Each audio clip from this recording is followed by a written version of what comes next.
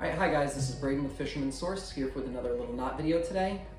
Today we're going to be talking about the blood knot, which I feel as though 20 years ago pretty much everybody knew how to tie, but at this point it's kind of becoming a forgotten knot with more and more guys going to braid and fluorocarbon and everything else.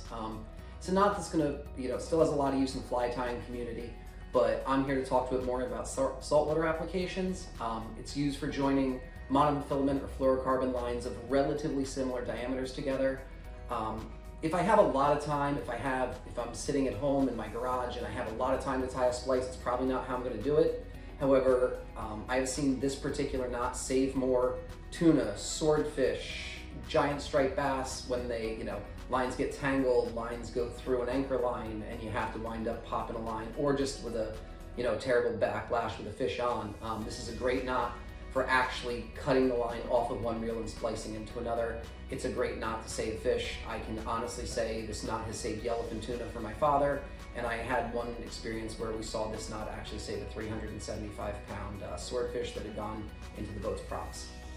With all knots, when you're first learning to tie them, I'm going to suggest starting with a longer tag end than you think you're going to need. So I'm going to start with about 10 or 12 inches of both lines, and I'm going to cross them in the middle.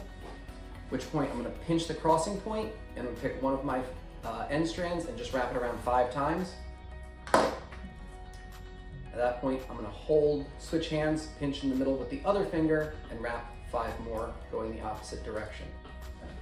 So I have 5 going one way, 5 going the other, and 2 strands, my tag ends in the middle. Or I'm sorry, tag ends at either end. I'm going to take one of my tag ends, pass it back through the loop I have in the middle, and take my opposite tag end, pass it back through in the other direction. And then all I'm going to do is hold them and start pulling the knot slightly tight, and as soon as I have it to the point where it's starting to cinch on itself, at that point I'm going to lubricate it up, and then just continuing applying smooth, easy pressure to both strands, I'm going to cinch it down. What you've essentially wound up doing is actually tying 2 clinch knots back to back, but it forms a relatively thin, low profile knot. If you have it cinched correctly, you can trim it way, way down. You can trim those tag ends almost down to nothing.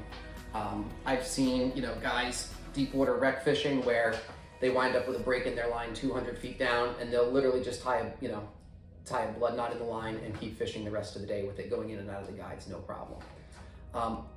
I do think it's a knot that's worth, practicing quite a bit. As I've said, it's a great knot if you have some sort of tackle failure but still have the line with the fish on it. It's a great knot to very quickly try to splice in and connect to a different reel, or if it's just a break at the rod tip, you can't even possibly pull out and splice back into the same reel.